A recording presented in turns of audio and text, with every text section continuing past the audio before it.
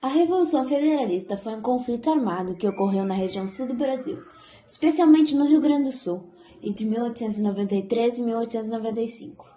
Esse confronto refletiu as tensões políticas dos primeiros anos da República, marcada pela divisão dos republicanos, os que defendiam maiores poderes para o presidente da República e os que apoiavam a descentralização do poder, com maior participação dos estados. Após a proclamação da República, o país foi governado pelos marechais Deodoro da Fonseca e Floriano Peixoto.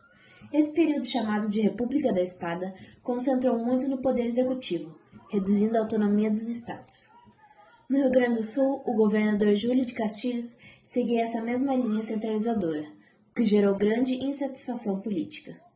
De um lado estavam os republicanos federalistas, conhecidos como Maragatos, que defendiam maior autonomia para os estados e até mesmo a adoção do parlamentarismo como uma forma de evitar a concentração de poderes nas mãos do presidente e a formação de governos autoritários.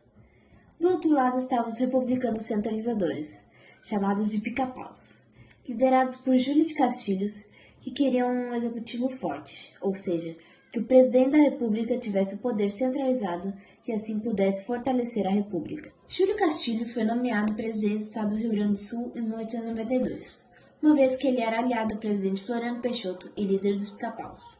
A escolha de Castilhos como presidente desagradou os federalistas, que se rebelaram contra o novo governante gaúcho.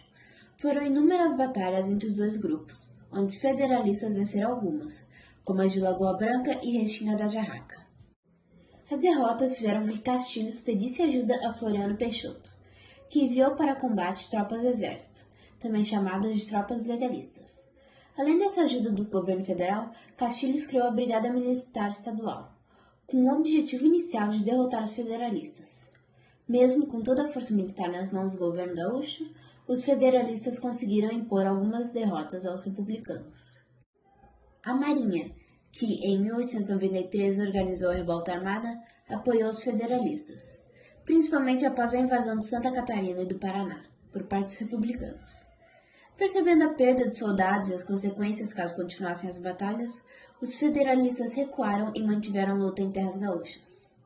A Revolução Federalista ficou marcada pela crueldade e violência. Ambos lados em disputas degolaram seus prisioneiros como uma forma de humilhar o adversário e de poupar munição para o ataque contra o inimigo. Daí vem o nome Guerra da Degola, também usado para se referir à Revolução. Simultaneamente, no Rio de Janeiro, então capital do Brasil, estava acontecendo o conflito da Revolta Armada, que se tratava de uma disputa entre a Marinha, que se colocou contra o governo de Floriano Peixoto, e o Exército, que ficou ao lado do presidente. Alguns combates da Revolta Armada tentaram se aliar com os federalistas no sul do país, os quais haviam conquistado a cidade de Desterro, atual Florianópolis, em Santa Catarina. No entanto, Floriano Peixoto deu fim às duas revoltas em 1894, o que lhe conferiu a denominação de Marechal de Ferro, devido à repressão violenta. Mesmo após o término do governo de Floriano Peixoto, a guerra continuou. Prudente de Moraes, o primeiro presidente civil da história do Brasil, assumiu o poder em 1894 e no ano seguinte fez um acordo entre os grupos conflitantes, terminando assim a Revolução Federalista. Júlio de Castilhos manteve-se no poder gaúcho e os revoltosos foram anistiados. O conflito consolidou a República sob um modelo mais centralizado, como defendiam os republicanos. Além disso, reforçou o papel dos militares na política brasileira, algo que se prolongou ao longo da Primeira República. E, para o sul do Brasil, a Revolução Federalista deixou a memória de uma guerra civil violenta.